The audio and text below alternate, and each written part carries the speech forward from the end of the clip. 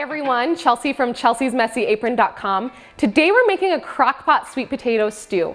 I love this recipe. It is so easy to put together. You basically chop up a few veggies and then just throw everything into a crockpot, set it on low, totally forget about it, and when you're done with work, you're gonna have a delicious dinner at the end of your day. So let's get started. We're gonna start with some celery and we're just gonna quickly slice this up and throw it into the crockpot. And then we've got some baby carrots. We're just gonna throw these in.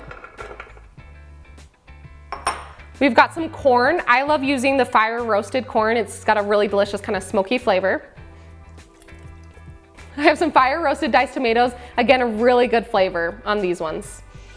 The real bulk of the stew is actually sweet potatoes. I do still have some meat in here, but the sweet potatoes is what's gonna make it really like thick and hearty. So we're gonna peel some sweet potatoes and then quickly chop them up. And then to chop these, I just cut them into thick coins and then cut each coin into like 3 or 4 pieces. So we're just gonna add our sweet potato chunks right into this crock pot. Next, I'm gonna chop up a small yellow onion. And then we're gonna mince 1 clove of garlic. And then we're gonna chop some parsley.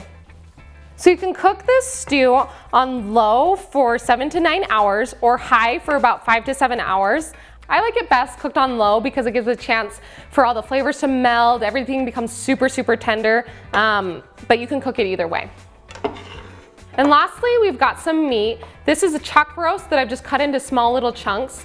In a lot of stew recipes, you actually brown the meat first. It kind of adds like a really good flavor, so you can definitely do this. But my objective with this stew was to make it so easy, so we're just gonna put it in raw and it'll actually cook, and it's totally food safe to do that in the crock pot. But first we're gonna toss it with some flour and a few seasonings just to help thicken up that stew.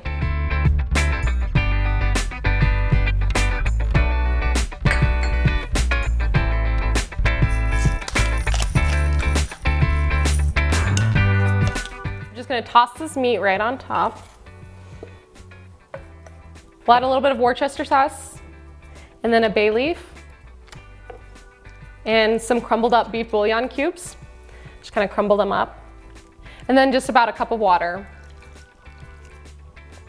Now I'm gonna stir this all together and I kind of want to submerge the beef so it just stays underneath and gets really tender. So you can cover it, cook it on high for 5 to 7 hours or on low for 7 to 9 hours. I love to serve this stew with a good crusty sourdough bread or a baguette, whatever you like to just dip it in. It's a super thick and hearty soup. For this recipe and more, visit chelseasmessyapron.com.